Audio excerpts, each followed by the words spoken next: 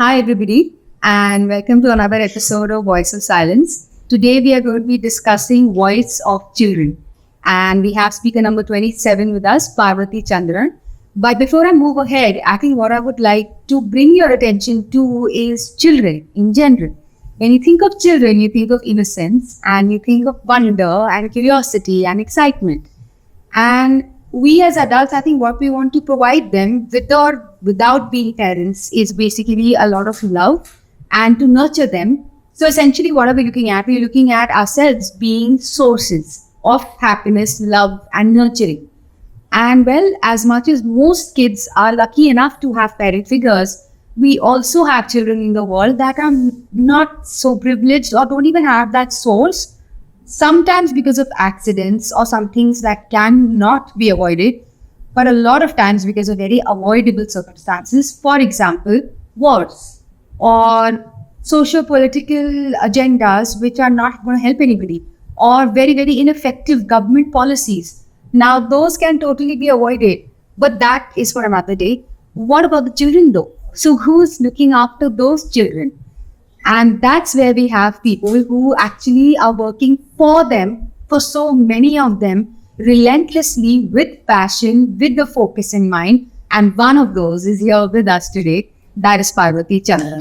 Thank you. Thank you for coming here today, Parvati. Thank you so much. It's a privilege. And thank you for doing what you do. Of course, we will be introducing her in just a moment. So, Parvati, the stage is yours. Please introduce yourself, wherever you want to begin, your childhood, your parents, and how did this start? So thank you so much. Kanika, is very kind of you for giving us a platform, and I feel as if when you're giving me a platform, you're giving thousands and millions of children who don't have a voice, whose voices are not heard. Who are basically, you see them, like for example, children on the streets. We do see them every day. All of us see them at red lights. We see them beg, children coming to and begging. Yes. Children who will, be selling small things, will try to wipe your cars. We all see them, starting from senior policy makers right down to, the auto rickshaw wala. Everyone sees them, but unfortunately, these are children who are not on anyone's radar.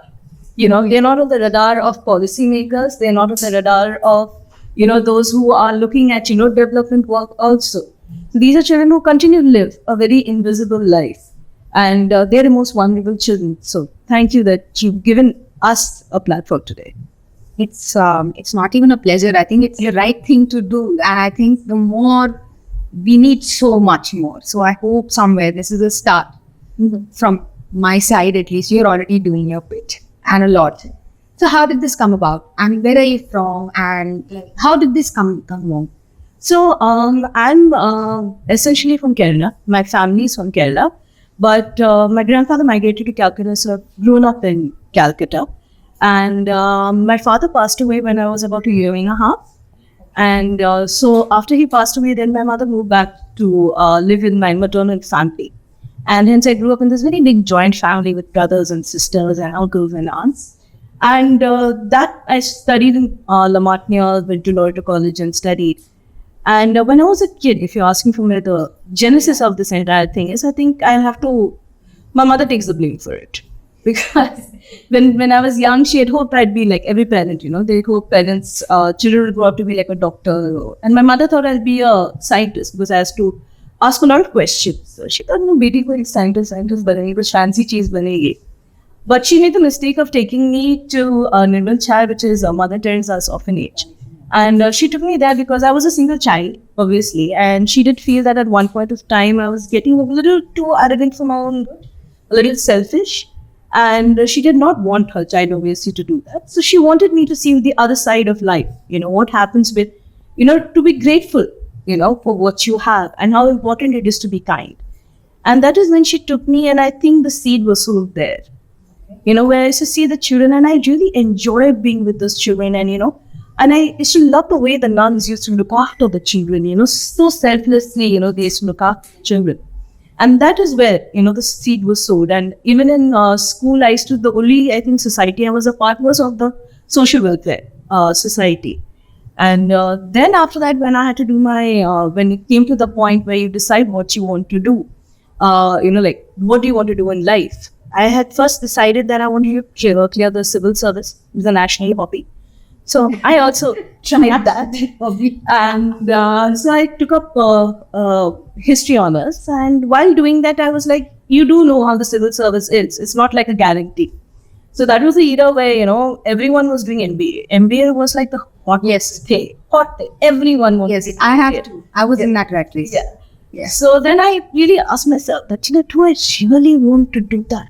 Is that what I want to see myself doing for the rest of my life? Because unlike today's generation, my generation, you took up a job once, that was your career. It wasn't that you changed. So that's when I really thought, and that's when, I said, I want to do social work. How can I make a profession out of it? Okay. Started searching, heard about masters in social work. The whole family was in uproar saying that social work padta kaun hai? Who studies social work? You want to do charity? Go and do charity. Do your MBA, do charity side by side. Who goes to study social work? Is there a post like that also? So then everyone said that, it's a very difficult field and, really think whether you want to do it. Because like someone said, I read somewhere that someone said that change and creating impact is a lifelong journey. It's not a one-night thing if you actually want to create impact. Oh, that's And I know. And most coincidentally, one of our professors, Sutapa ma'am, she was starting her own organization called Cancer Foundation of India. And that came from her own loss of her father who passed away from cancer and everything. So this friend, she had asked a friend of mine that, do you want to volunteer, help me, build the organization, do a lot of volunteer work. So she told me, Parvati, you want to do social work, she wants to do something, why don't you speak? So I remember Sitaba ma'am looked at me saying that, bahut mushkil hoga. It won't be easy. I want to take you to the villages and work. I said, let me see. And I think that was where I really fell in love with social work. We went to the villages, we used to do camps, health camps, we used to talk to the women. And I was, 19, 20 then? Okay, and she was in her 30s, and we used to go to the villages and, really rough it out. The heat, that was in Calcutta, that humidity, we used to rough it out. And I realized that, no, this is what I want to do. So at this point, Parvati, 19 is a very young age, and especially, I think we are the same age. I have 80s, 81, same age. So that time, when you were 19, you're right, NDA and all these, and then MNCs had come in, and the whole liberalization, all that, it just happened. So, and Kolkata being a metro city, again, it's not like tier 2 or tier 3 men here. You never ever got influenced by your friends and the peer group that, I'm talking with regards to money and the perks and privileges that everybody is typically after. I mean, it was so strong. Were there moments of... No, I think I was also very touchwood. I think I was very fortunate that I had a friend circle also that was very empathetic and very socially conscious. That matters. Okay, that I think also mattered because all my friends, even if they came from very well-to-do families or, had a lot of financial issues, whatever, all of us somewhere, I think the common thread was that we all wanted to contribute to society. In fact, I do remember, like, me and my best friend once, she's now working with herself, and, we were talking about, she said she wanted to be a journalist, and I said that, I'll be a lawyer, okay, and we were thinking that we'll work in Kashmir and we'll work for rights. So that friend circle also was of people who were very socially committed, who wanted to do something in their own way. And so what would have come first, the friend circle or your desire and therefore attracting the friends? I think it's a combination. It is a combination. I think it's a mom also be what can I say, contributory factor. Very, very big because my mother used to teach, she was a teacher. She used to teach in Noida and Tally. Noida and Tally is the first school that Mother Teresa started, and it caters to a lot of underprivileged children. And I'd also seen my mom, kind of a lot of girls who came from very poor families used to stay in the boarding in Noida and Tally. My mother used to be like a mother to them.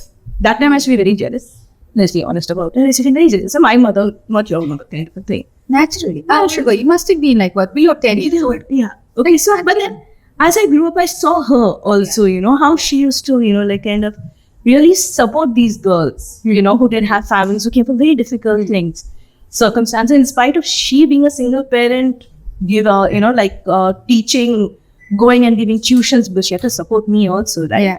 So, the tough life that she had, but she used to always take out time for these kids. And that, I think, was also very important. I think that may have been the key motivator and driver for you specifically, and I'm guessing anybody in exactly that environment where you don't see lack, you see abundance. You saw your mother, you were never raised in an environment which was a victim environment, and I'm a single mother, it's very tough. And it was just the reverse. Yeah. That I'm doing this, but we have to do that also. We have to help other people. Yeah. So that was in a way planted in your formative years. When your neurological formation must have been taking place. So that means it's in your DNA today. There wouldn't be anything else you would love to do. Yeah. And not only my mom. I mean, like now that you're realization and thinking about it, I also see my grandmother and my aunts. We lived in a pretty small house with 14, 15 people together. But that entire thing, how my grandmother, in spite of her hard times also, would care for the ladies to come and work in our house. I just see my aunts that no matter what happened, they used to always take out time for everyone. Yes. That kind of thing. I have very strong women as my role models, with my aunts, with my grandmother, my mother. But I saw that in spite of all their hardships, how it was important for them to teach all of us kindness. Yeah, the value of kindness. Very important. And the other thing also, which I think that somewhere also helps, is when you learn to respect that no matter what your circumstances is, and no matter, what anyone else is going through, that person is a human being. Yeah. Yeah. You don't look down on anyone. Yeah. And I think that is something which I think all my brothers and sisters will also agree. That as a family, we were taught that, everyone is to be respected. No one, you shouldn't look down on people. So I think a lot of the principles of social work I was learning, they were already there. Yeah. They were around you, swimming in there. It's not something that you made a jump to. Yeah. It was you from the beginning. Yeah. And then, of course, my next question, and it seems redundant, I will still ask you nevertheless, and you took it up professionally and even post-grad there. Yes. So can you talk about that? Where did you do it from? So I did my master's in social work from Delhi University, Delhi School of Social Work. And that is where you actually, went to the grassroots, you learned social work in theory. You realize how many other people also want to do it. What are the avenues that open up? What are the lot of things that happen in the world? Because for us as a lay person, social work is a very myopic vision. You don't realize what all comes into it. Yeah. Yeah. And it looks very easy, even something as simple as, distributing books. It seems very easy, but as a social worker, to mobilize the community, make them understand the value of the books that are being given. What should children do with the books? That as a social worker is a very different gambit. It's a different ball game altogether. And those are skills that, we learned, how to talk to community, how to be non-judgmental about the community, and how to really accept everyone. I think that is a big learn. And another thing that also we learned is that while it's important to be sensitive, how the difference between sympathy and empathy. Yes, I was about to say. Yes. That don't rub it in. Yes. That you are being, because that's the worst feeling actually. That's the worst. उससे better तो discriminate ही कर. No, वो better है. They are accepting it. Totally. But ऐसे करके ना देखो ये तुम्हारे लिए है. Oh my God. That when you put yourself in that place, you're like, what the hell is happening?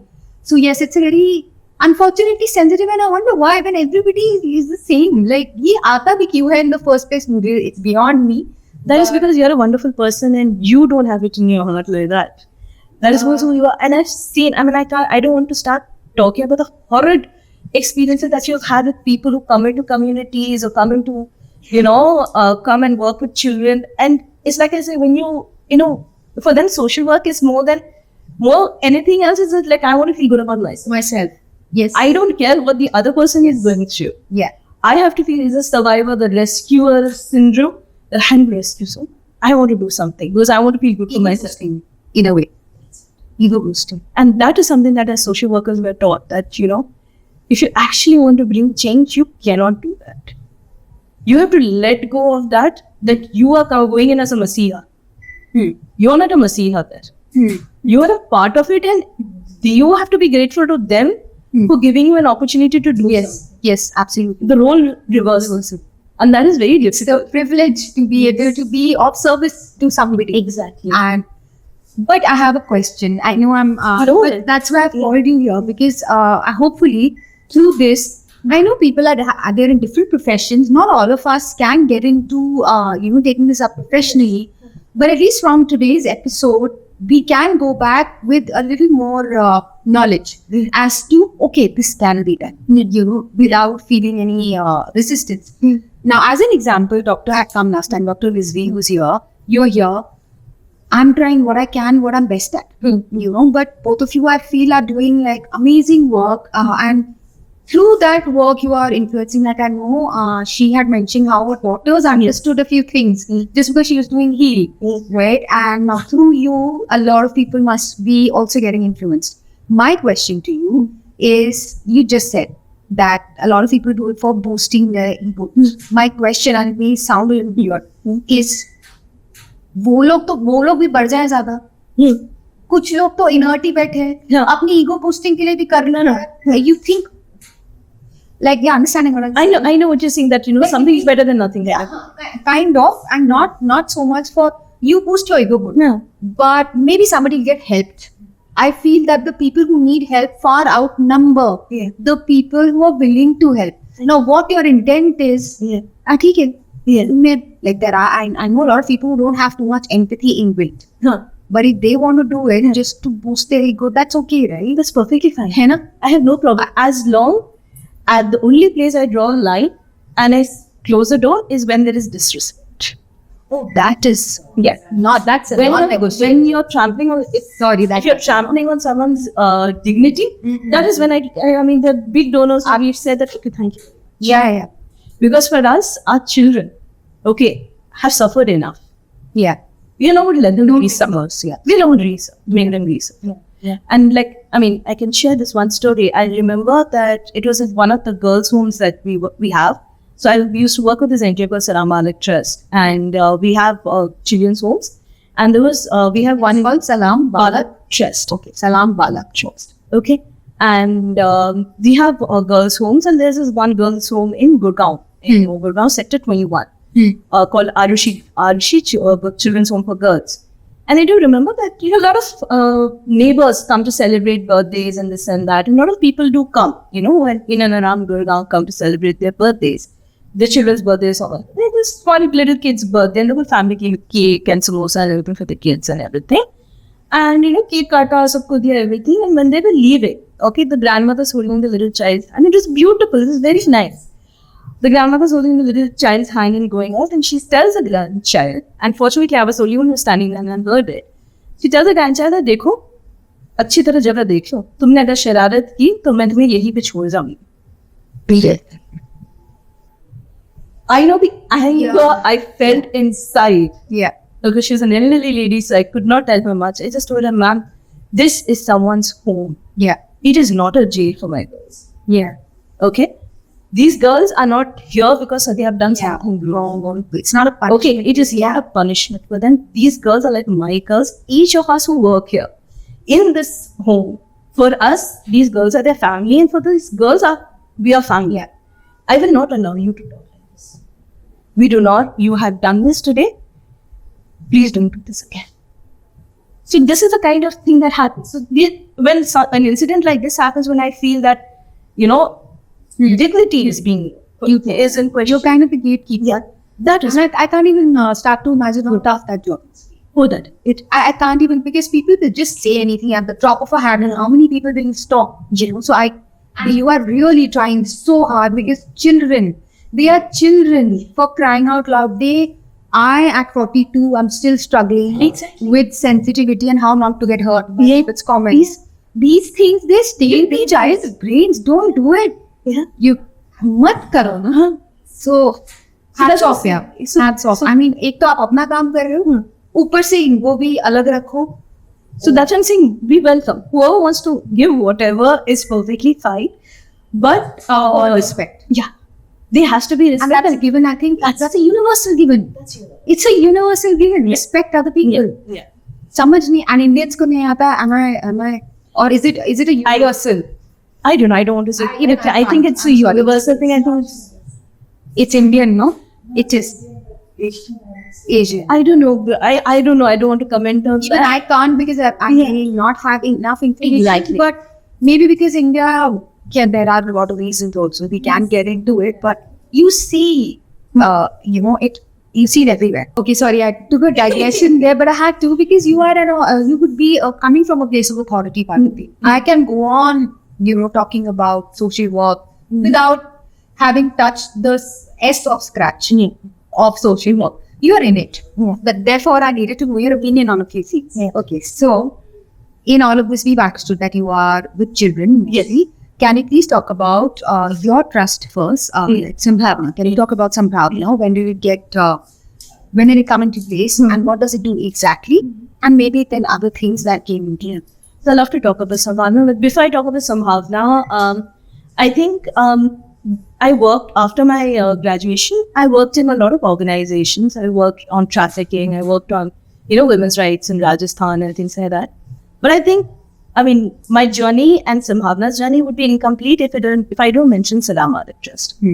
Because I joined the organization when I'm just 30. Okay. And I was surprised when the board of trustees, they interviewed me and they asked me to join them as their executive director. And as Sanjay sir, who's one of the trustees, he says that, he took my interview and he believed I could do it. That belief that he, Mrs. Nair, and the other trustees, Gagan ma'am and Geetan ma'am and Anubhav had in me. Okay. And the learnings that I had and the experiences that I had is what has helped me today actually build Sambhavna and shape it in understanding what makes a good organization. What is it? What are the characteristics of a good organization and a genuine organization? Because in today's world, it's very difficult to run an organization where honesty, and trust are maintained. Okay. Salaam Trust started his journey almost 35 years ago in 1988, with Meera Nair's film, Salaam Bombay. And that is the start. So a lot of the children who are actors were street children itself. Oh, yes. That is something, I did not know this. Yeah. And the movie, if you see the movie, it's a beautiful movie. It is. And when Mrs. Nair, who's Meera Nair's mother, Praveen Nair, when she saw the movie and her Meera Nair's friend Sanjay Rai, they saw the movie and they saw what was happening, they felt that then it shouldn't end there. Something needs to be done for these children. Okay, the journey shouldn't end there. And that is where they started Salaam Trust. It started out at New Delhi railway station's, the GRP Center, police station Pupa. There's a balcony and that's where it started. And it actually started with sir and ma'am just going and talking to the children over there and, seeing what they need. Okay, and giving them something as basic as, just a boiled egg and a glass of milk. Okay, talking to them, understanding, and how, myths broke. Like I remember the story that Mrs. Nair always used to share that, they used to go to give warm clothes in winter and blankets. And the children would not take it because they used to say that, these don't give us things, we will stuff, newspaper inside because we feel we are safer then. If you give us blankets, then it is an opportunity for someone to come and use it. Sorry, I didn't understand. So if there's a blanket and I'm covering, then someone can come and sexually abuse me. Because, it is easier for them. So we are safer if I stuff, paper inside me and I sit around some warm fire. I feel I'm safer, I can survive. So that is when we realize that from outside, we think certain people need something, but actually the need is different. And that is how the organization grew over the years in a very organic manner. And what I also learned from there, I know that, the integrity, the management the involvement of the trustees. Every Saturday there's a Saturday meeting where the trustees, whoever's in town, will come talk to the children, talk to the staff, talk to the management. So there is an ownership that the staff have built over the years. It is one organization where almost 50% of the staff is more than 10 years old. That says a lot. That says a lot, yes. And that is why, that is the impact that it's had on the children, because children have, seen a constant figure in their lives. And consistency. That builds safety. That builds security. Exactly. Yes. So that is where, I think a lot of my learning and experiences have come from. And, the kind of in the way that, when we say that, children first, बोलने के लिए लोग बोलते हैं, बच्चे, children should be empowered, children should be given a voice. That is one place where, there are times when staff salaries have been stopped. The staff themselves say, हमें मत दे दो, इसकी fees जानी है, fees जानी है. And we don't pay, I still say it many times, but in Salaam Bombay Trust, we don't pay fancy salaries. We pay bare minimum wages, bare minimum, below market rates. We don't get fancy salaries. But still, because they see, how the senior management, how the trustees are so involved, that percolates down. Yeah. And then it percolates to the children. It's a vicious cycle of giving back. And they will do the same. Yeah. They and there's so many times where, every year Salaam Bombay Trust does this annual theatre production. And the children who've passed out, who are now earning and have family and children, will come back and quietly get an envelope. I remember this one boy, he studied in NIFT, his name is Raja, and he studied in NIFT Jaipur. And he came first in some fashion show, and he came and he got a check of 25,000. That boy comes to me and he says, Didi, and the kya I thought he wanted to deposit it into his account. So I said, "ठीक है, कोई नहीं, मैं करवा दूँगी." Saying, "नहीं, this is for Salaam Bombay Trust." I swear, at that point of time, I was like, for a 19, 20-year-old who has nothing, someone's giving him a check of 25,000. That's a huge amount. He comes and gives it back saying, "This is donation for the trust." That's when he felt that, "Acha, aaj to kuch kar liya." Kuch kar raha hai. Kuch kar raha hai. So heartwarming. So from there, after I left Salaam Bombay Trust, and that's when I really thought and asked myself, what do I want to do? Do I want to do a PhD? Do I want to start my own organization? So I did consulting, I did a bit dabbling, and that's when I realized that I really want to work. My heart is with these children who are in these situations, and this is what I want to do. And most coincidentally, at that point of time, Mr. Shashank Shekhar, he's a very senior Supreme Court lawyer. He's been a member of the Delhi Child Rights Commission for 2 terms. And he's a child rights veteran. He's a sort who would fight cases for children pro bono, irrespective of what it is. And, like he says that children come first before my own family comes first. So he approached me and said that, see, I started this organization in 2019. And I've always wanted to develop it. And then COVID happened and I couldn't do it. And I'm looking for someone to come on board and help me work together to build this organization. So he told me 2 things. One is to work together, not say work for me. Yeah. His word was to work together. Yeah. Right?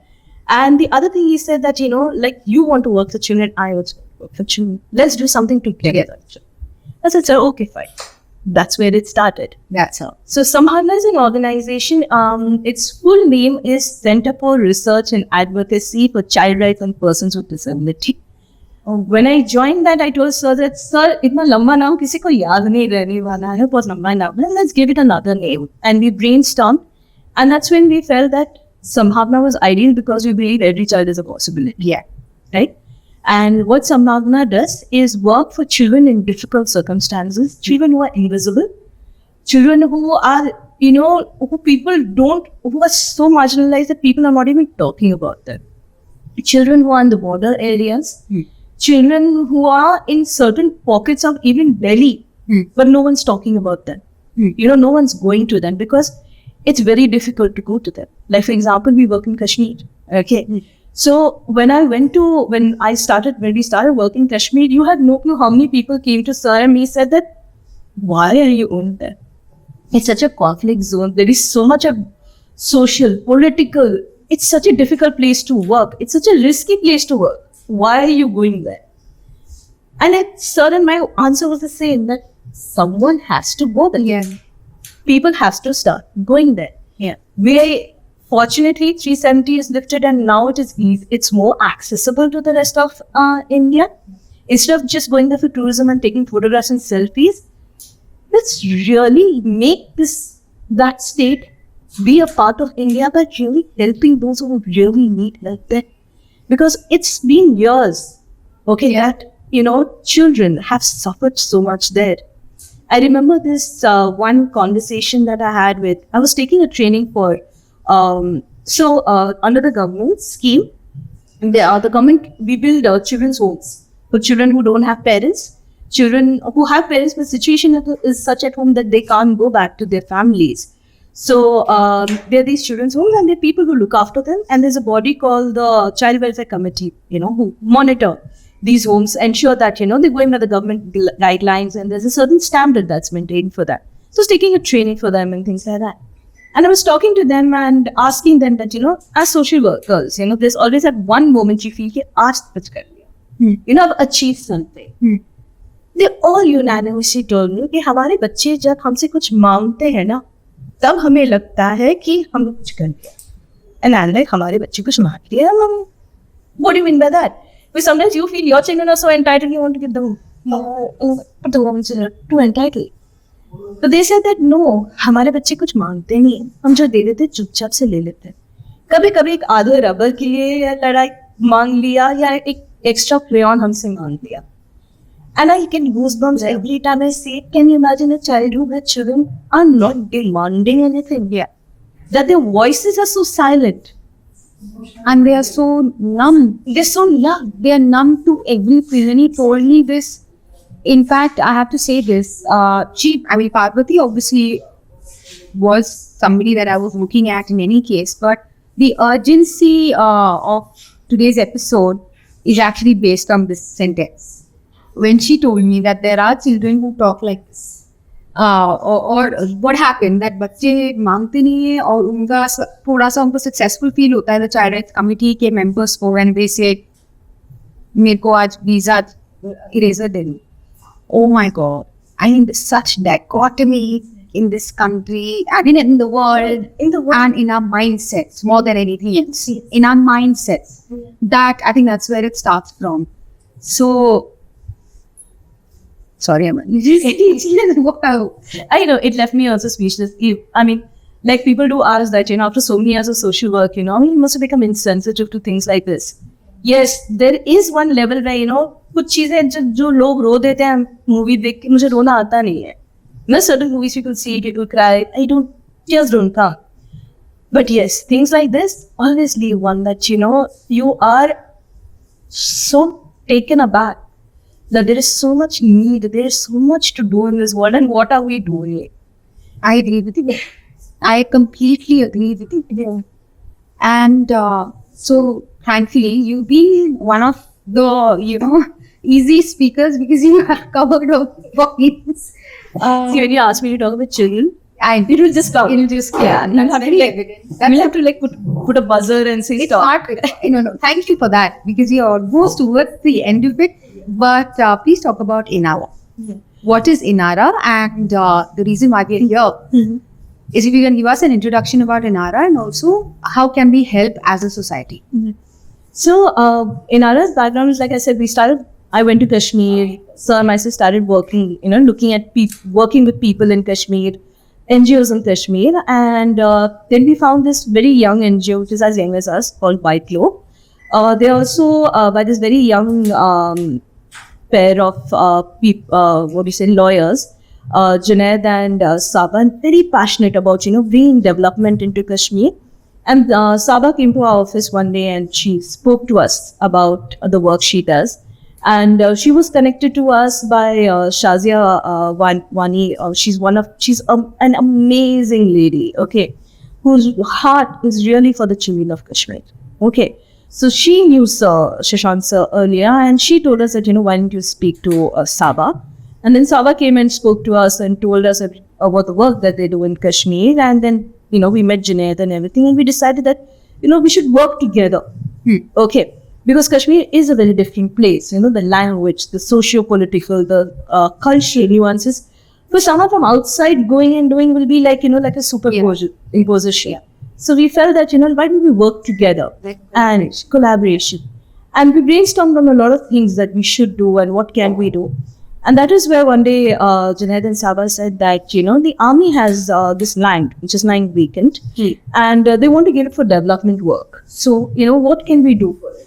So again, I started brainstorming, kya karna chahiye, that what is it that's needed? One thing that is needed in Kashmir, and when you go and talk to the young people there, is they will all say they want skill, this employment. That is a pressing need. Yeah. Okay. But we felt that we didn't want to create a typical run-of-the-mill thing. Then we felt that mental health is also an issue that we want to look at. So how do we combine mental health, skill, livelihood, everything together? And again, then I drew from my experiences of Salaam Bombay Chess, where I've seen through theatre and art and design how, children have healed, how therapeutic it is. So then I was like, why don't we start an art and design center for children and youth, where through art, design and theatre, we give them skills which are market relevant, yet through that they'll be able to come out and be their own person. So then we spoke to the army, we signed an MOU with the army, and they very kindly given us a huge piece of land in Srinagar. It's about 2 kilometers away from Lal Chowk, so it's very accessible also. And so now our dream and the dream of the children who we are working with is to build this center. Build this center as a creativity hub where, children from different walks of life come together. They can open up through art, through design, to culture. And, which building up, we've built an entire curriculum. We've got experts on board. Like this Lolita Datta ma'am, who's a designer herself, very well-known designer. She's, worked with Shrishti, she's worked with Lift, NID. Okay, she's been very kind. She's come on board. She's designing the curriculum for us, the design curriculum. We have Ashwin Kumar, who's a very famous filmmaker. And he's made films which are based on Kashmir and the children itself, like Inshallah Football, No Fathers in Kashmir. We have Mr. M.K. Raina sir, who is a theatre veteran, and he's worked a lot with the children of Kashmir. So we're all coming together, to build this center where children, we have cohorts of 60 children. Initially, we're looking only at Srinagar. We get these children from Dal Lake. Behind Dal Lake, there's a slum where children are so marginalized that they never left the slum and come into main Srinagar. So that is the level. Children who are in children's homes, who are orphaned or of single parents because of the entire conflict that are happening, get them together between the age of 15 to 21. We're looking at 15 to 21 is because we do believe that till 14, every child should go to school. Education is a priority. And we get these children to come on board. We'll ensure that they finish at least their class 12, either through distance education or through regular schooling. And we will give them an option of 5 skills. One is art and web design, digital design. There's craft and textile design. There's food design.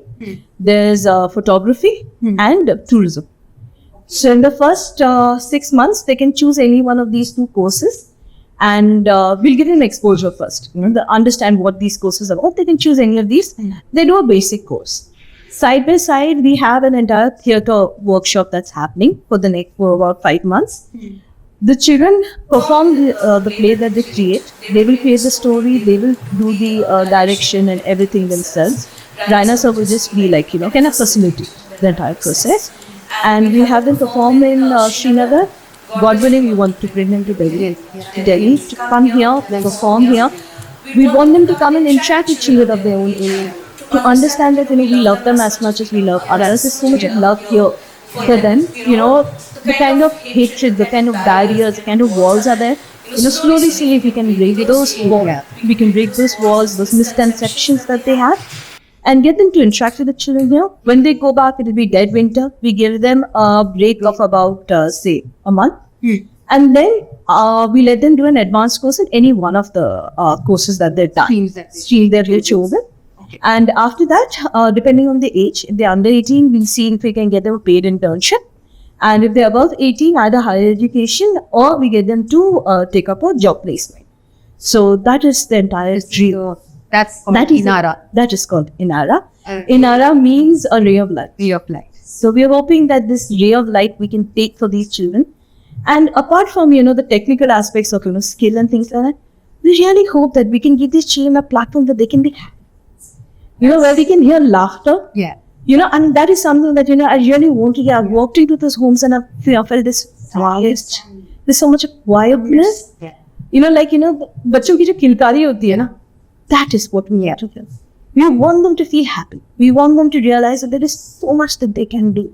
There's so much of latent talent that they have, and that is something that, we want to give them an opportunity to. That's why we're not letting them say that यही हम एक skill दे रहे हैं तो इनमें से ही चुनना है ऐसा. Whatever you want. Maybe at the end of doing these two, you feel that I don't want to do these two. I've heard from my friend, I feel I can do that. I want to do it again. That is also okay. Yes. Because sometimes we tend to look at children as like this cookie cutter approach. कि ये मेरे पास है, तुमको इसी डब्बे के अंदर fit होना है.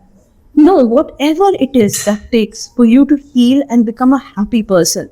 Because happy people are what contribute to society. If you're angry and you're villain inside, at the end of the day, you will not contribute to society. You will be more detrimental than anything. That's true.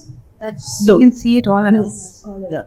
Now tell me, Parvati, now that you're here and we've kind of understood what Inara is going to be bringing about for the children, we as people and part of the society, and like you said, we are capable, right? What can we do on various levels to help Inara? What can be done? So, one is obviously financial support. Okay, even if you can give 100 rupees, every rupee matters. Okay, every rupee matters, and we don't, not even money. Like for example, to build the center, we need laptops, we need tube lights, we need sound systems, we need cameras, we need tables, we need art material. Okay, anything that you can donate. We're going to create a small little library for the children, a small reading corner. There are books that you can donate, but please books in good condition. We don't want them to feel that we're giving them okay. Any of this kind of support. Then there's 60 children. Anyone who wants to be a mentor to these children. See, when we, as young people, all of us, we are not that young, but we're young enough. And people who are younger, people of a younger generation also. In a month, we generally, when we go out with friends, we hang out, we do that. We all spend, say, at least 3,000 rupees on coffee, coffee and, like snacks and meeting up with friends and over drinks and things like that. Minimum 3,000, all of us in today's world spend, right? We're working professionals. If you can give 1,500 rupees, if you can donate 3 coffees, 1 coffee in a cafeteria is 500 rupees. It is true. It's minimum 500. True. In a CCD or in a Starbucks, right? If you can give us 3 coffees, 3 coffees per month, if you can donate, is for 1 child. Come on board if you can give 1,500 rupees per month. It's about 18,000 rupees in a year. Okay, 18,000 rupees in a year for all of us. If you look at it per month, it's not a large amount.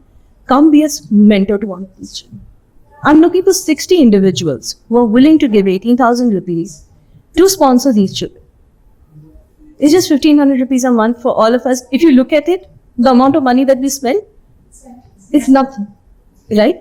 Parvati, is there a place that, in case we want to do this immediately, is there a place where we can see and maybe like a link or a clickable link or something where I through my, after we are done, I can share that? Is there, can you share that? There is one. I'll share that with you. Yeah, I will share that as well. Yeah. Is there any urgency right now? Yes, there is an urgency because we need to start the center, inaugurate this on the 15th of July, which means I need to start my construction work not later than the 15th of June. Right? That is Abhi. That is 4 din mein. 4 din mein. That was the urgency of course.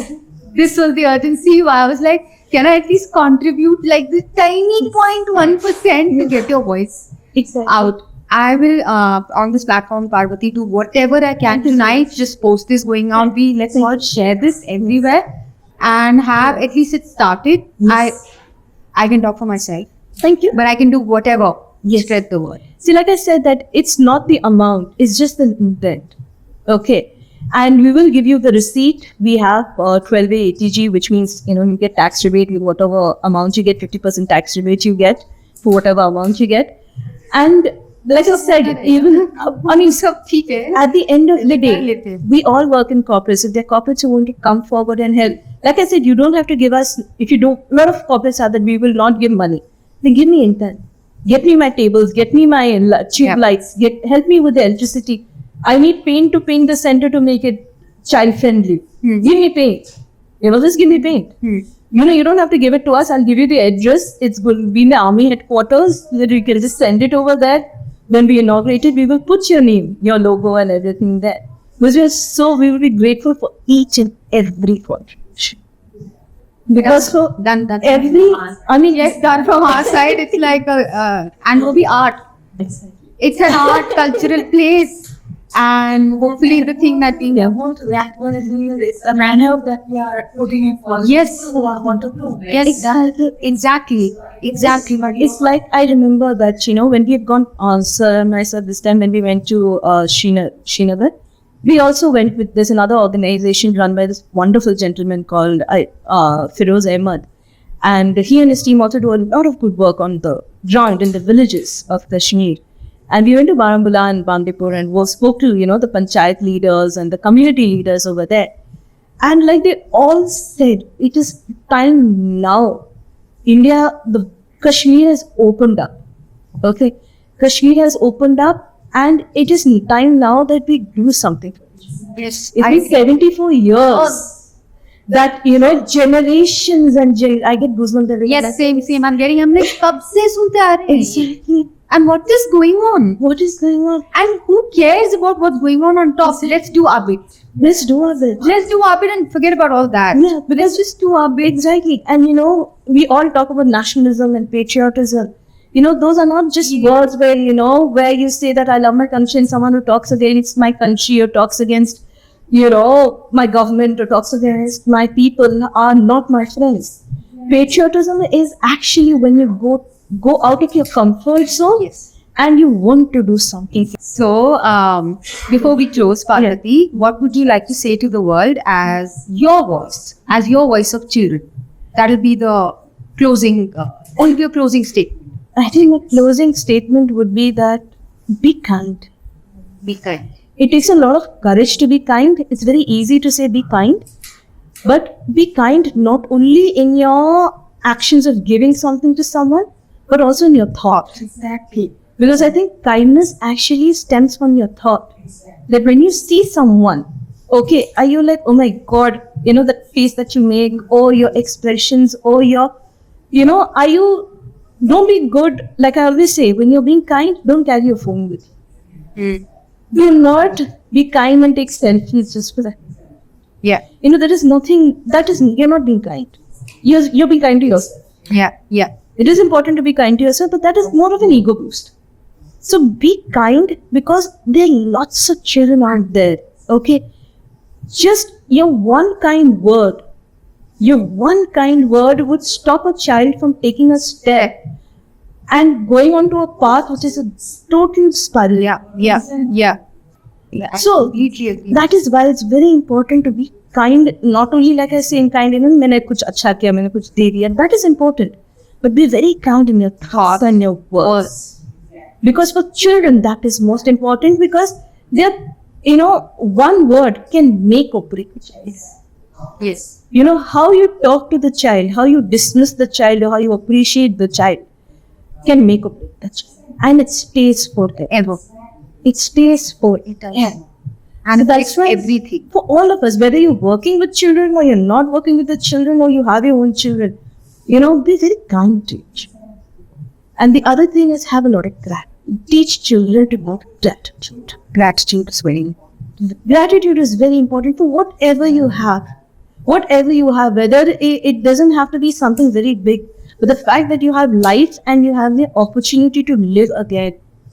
And I've seen through my journey that children from the pits of darkness have just with kindness and gratitude have made grown and done so well. Yes. Yeah. That I think is very important, to be kind and Thank you. And Parvati, thank you so much for again being who you are. I say this to all my speakers. There's a reason why, I am always on the lookout. But just thank you for doing what you're doing and being who you are, and here's more to what you're doing, and our promise that we will do whatever we can to support. yes. And right now, Inara is what In terms of what we will. absolutely yes support, because you really want to start this, because like Kashmir doesn't have much time in this in terms of even seasons. Yes. Because if I want to bring the children in December, I have to start Now, no, done. Point totally taken. And through voice, we are going to do what we can and we'll spread the word. That's the point. Nice. Thank you so much. And all the very best. Thank you. And we will be seeing you, Buffy. Thank you. Thank you.